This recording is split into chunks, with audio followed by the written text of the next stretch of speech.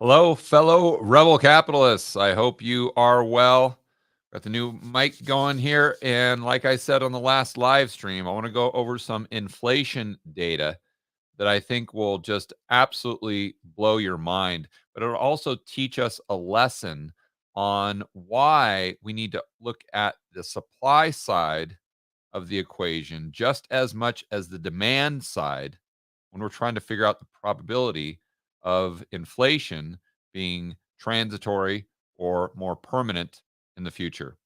Let's check out this article from, who is this from? MSN Money.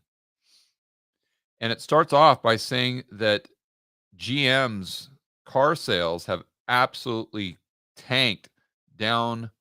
See, GM reports big drop in Q3 car sales on semiconductor woes.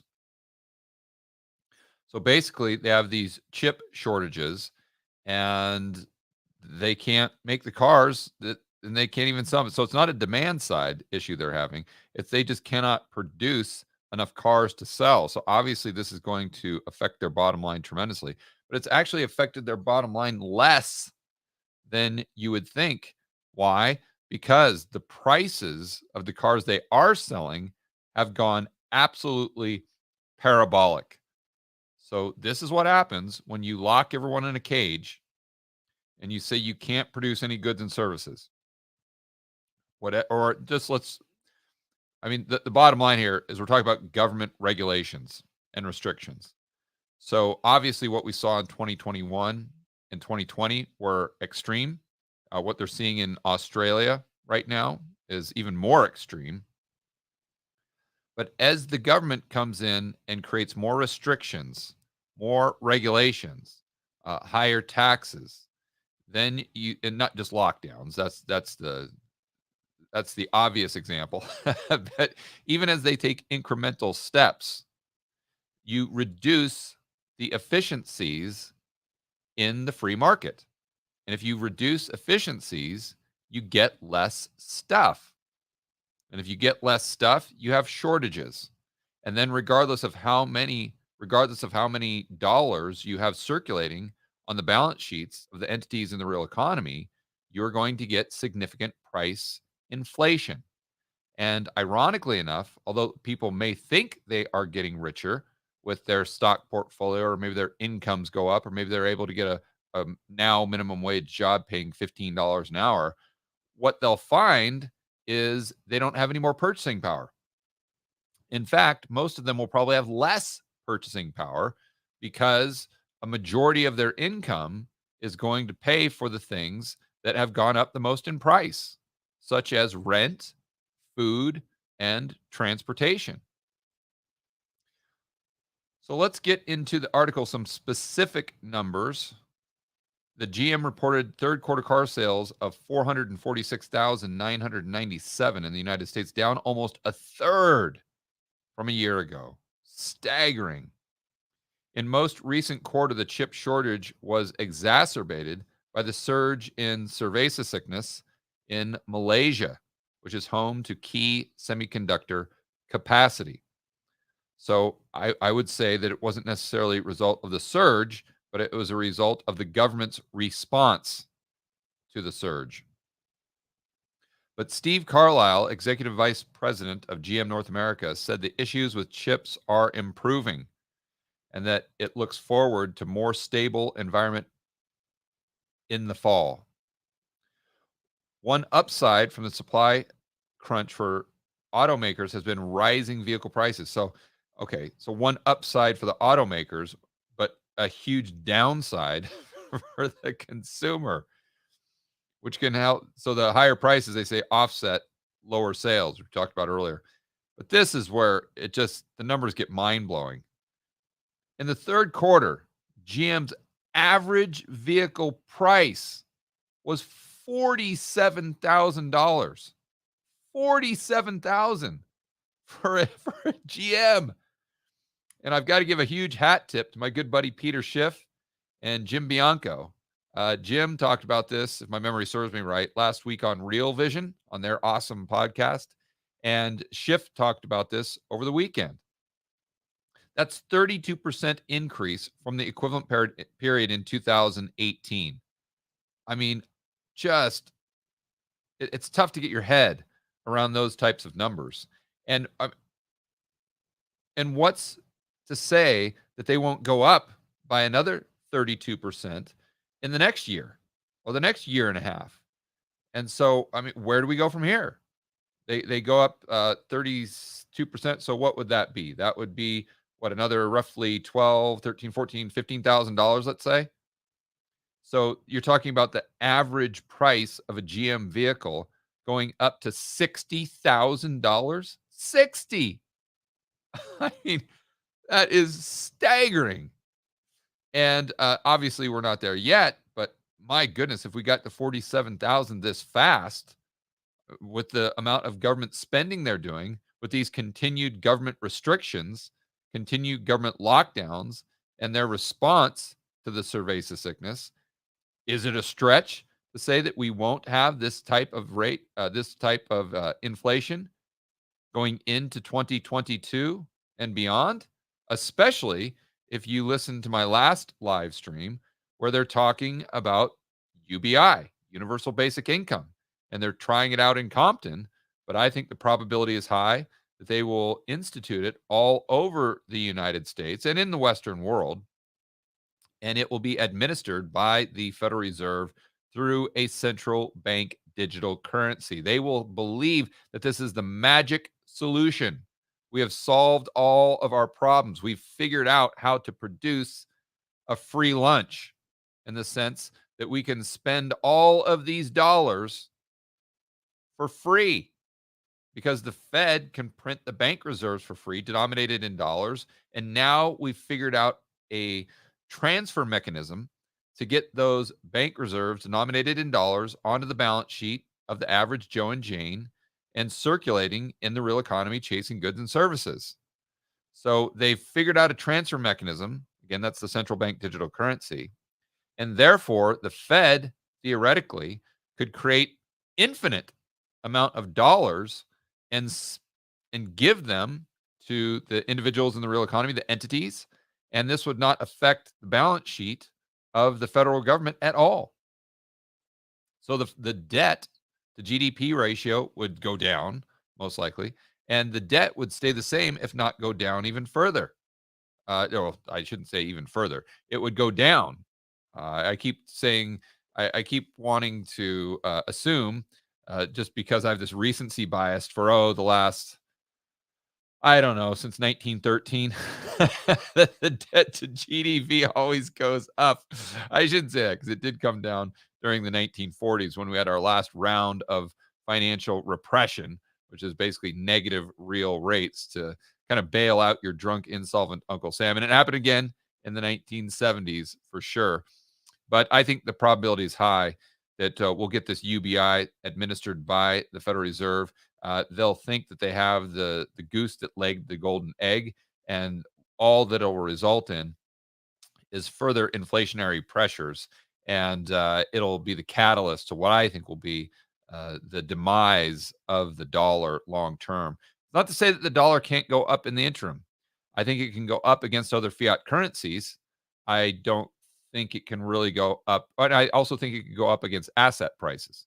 So nominal home prices could come down, the stock market could come down. Therefore, the value of the dollar relative to those assets that you're buying in dollars, the relative value increases. But I think if you're comparing dollars specifically to goods and services, there's one way it's going, and that's down. In other words, price is going up. So the chief economist, and this sheds a light on the way most economists think, and it's just such a backwards way of thinking that even for the average person with just a little bit of common sense, this should prompt them to scratch their head and say, "Wait a minute, should I really be paying attention to these mainstream economists?" And check this out. This is you'll see what I'm saying here in a moment. While supply has been constrained or excuse me, while supply has been constraining sales in recent months, underlying demand conditions remain strong, thanks to ample job openings, growing pent up vehicle demand, and excess savings. You notice trained economists and the Krugman types always use the word excess as an adjective when they're referring to savings. That's the way that they always describe savings, as though it's excess. They never say additional savings. It's always excess savings because in their mind, believe it or not, any savings, $1 of savings is excess because people should spend every single dollar they get. Doesn't matter if you make $1,000,000 a year. You should spend every single dollar immediately as soon as you get it. And if we could just get people to do that, we'd experience an economic boom like we've never seen in the United States before. And if you think I'm joking, I'm not. That's truly what these Keynesians believe, that 1 penny of savings is excess. It's too much. And if we could just get these stupid idiots in the real economy to not save anything and just to spend money like it's a hot potato as soon as they earned it or as soon as they got it in their paycheck, then we would all be better as a result. So once you understand that they're coming from that premise to begin with, you should look at everything else they say with extreme skepticism, to say the least, right? But let's go to some charts that kind of illustrate the rate of inflation, not just with cars, but with other things that we've seen in the real economy. So I'm going to my email. We're pulling up some charts from Josh, who's cranking out this awesome research. But let's start with the rents. So Class A effective rent growth stands at 13.5%. Now, what would the CPI lead you to believe rent was? Because remember, they've got rent adjusted or owner adjusted, or what was it? It's the rent or owner adjusted rent, something like that. But I can't recall the exact line item in the CPI. But it's basically they wanted to take housing prices out of the equation because they were going up too quickly, and they always want the CPI to understate the real rate of inflation. So I believe it's called owner's equivalent rents. And this is supposed to measure the rate of rent increases. And this is like 20 or 25% of the overall CPI.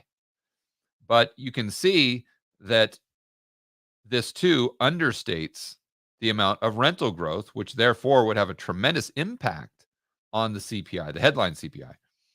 So Class A and Class B, I'm sure that's the different categories of rental properties. But up almost, well, my goodness, I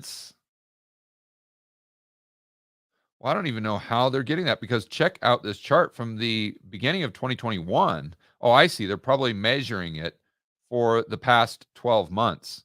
But if you measure it, just going back to its bottom in, looks like the beginning of 2021, I mean, rents are up way more than 13.5%, but probably year on year, they're up about that much. But what are they, according to the government?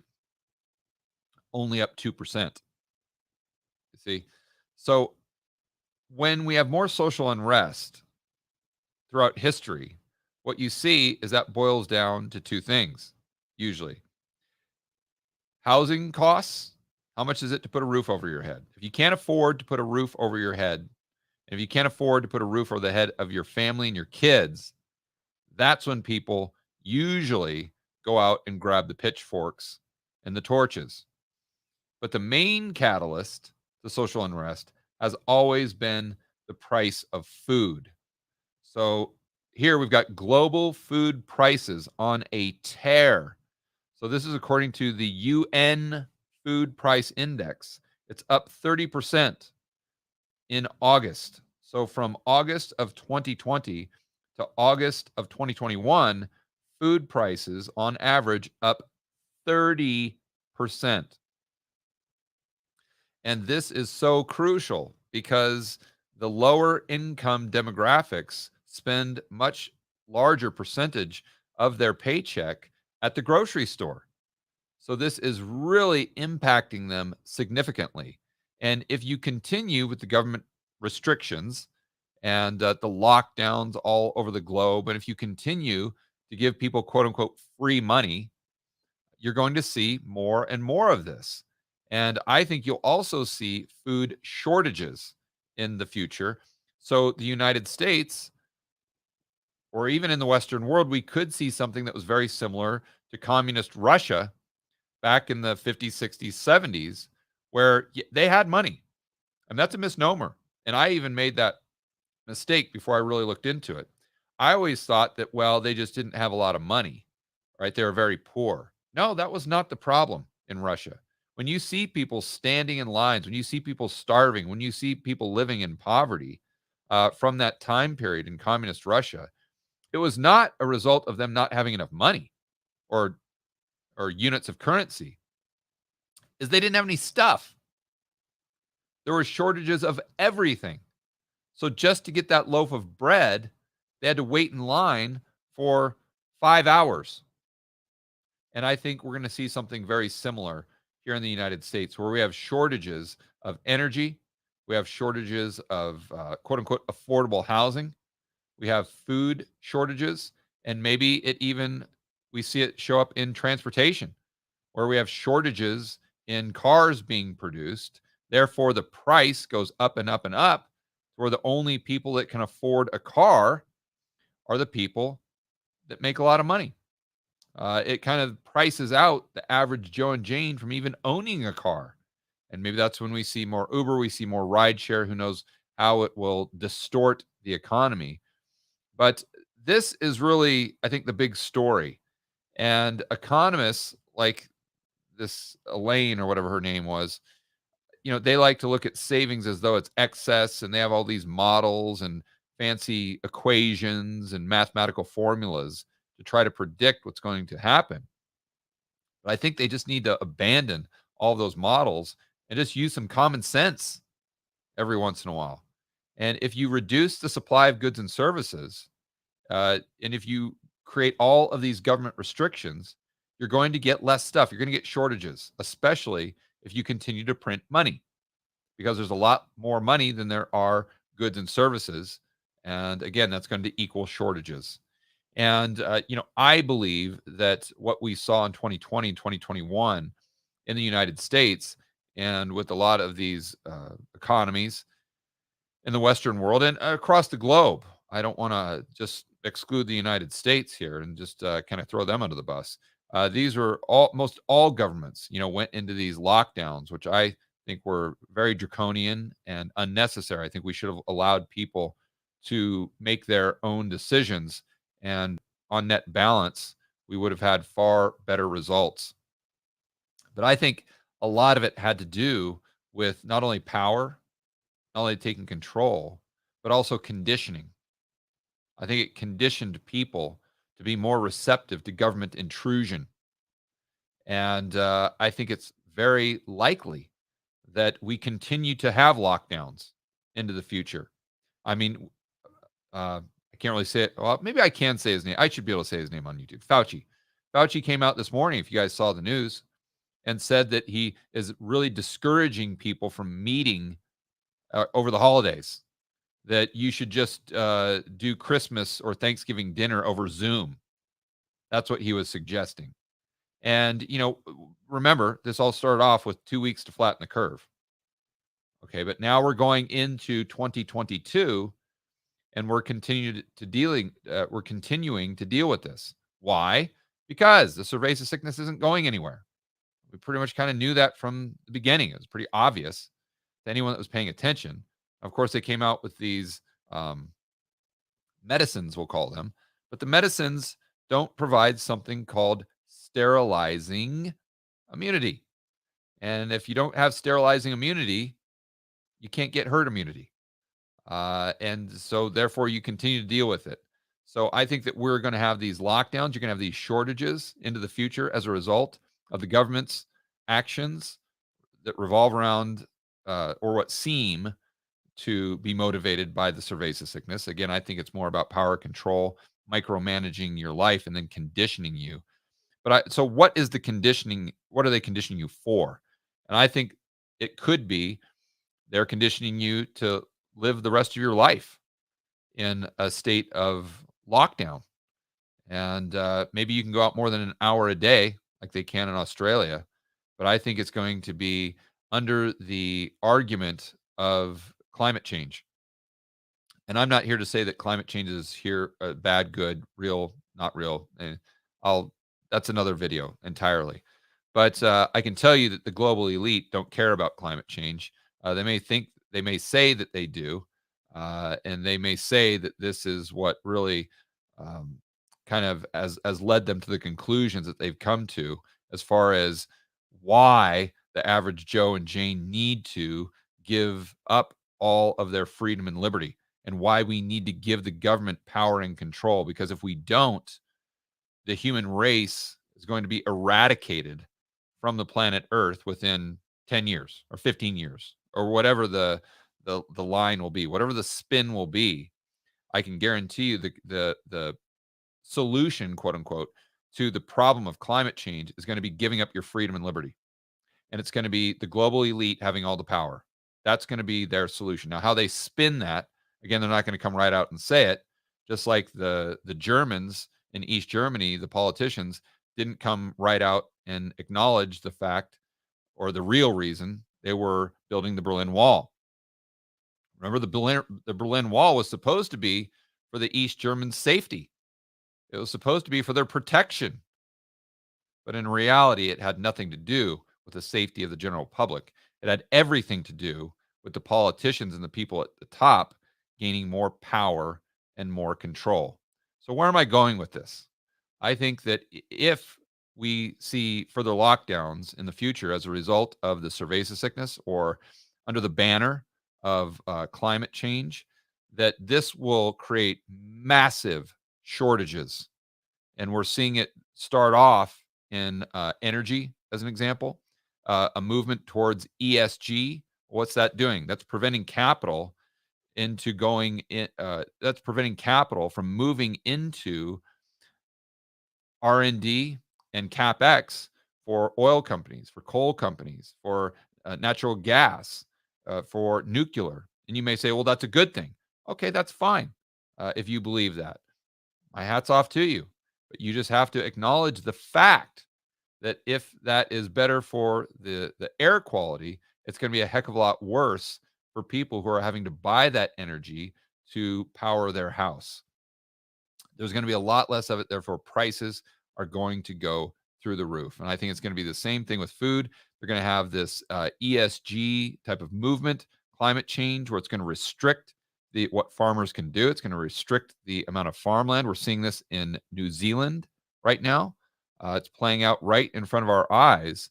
And if assuming they have those same restrictions in the future, apply to the United States and apply to other countries across the globe that produce a lot of food, then it's going to be the exact same thing as GM and the shortages of trucks.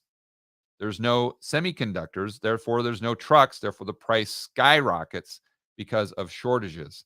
And I think you're going to see the exact same process happen with energy. We're seeing it right now, but I think it also happens with food in the future. Might not be a semiconductor, but it'll be fertilizer. It'll be something to where they cannot produce the amount of food the globe needs. And they could, if the government would just get out of the way, but there's going to be some emergency that prevents the farmers from producing what they can produce. And magically, it will also give the politicians and the global elite power and control over our daily lives. So I wanted to go over this video to not only illustrate what was happening with inflation, but to also warn that there's a high probability that in the future we see shortages in other areas that will result in dramatic rates of inflation that will most likely create more social unrest because those prices are increasing in areas like energy, housing, and food, which historically has prompted people to grab the torches and pitchforks, but also to understand that we could be in a state of this conditioning process where we're being boiled by like a frog slowly, and we're just psychologically being manipulated, so we'll be more receptive to lockdowns indefinitely in the future for whatever reason. And this is a freedom issue just as much as it's an issue of inflation and shortages in the stuff that we buy daily. Thanks for watching, guys. Enjoy the rest of your afternoon, and I'll see you in the next video.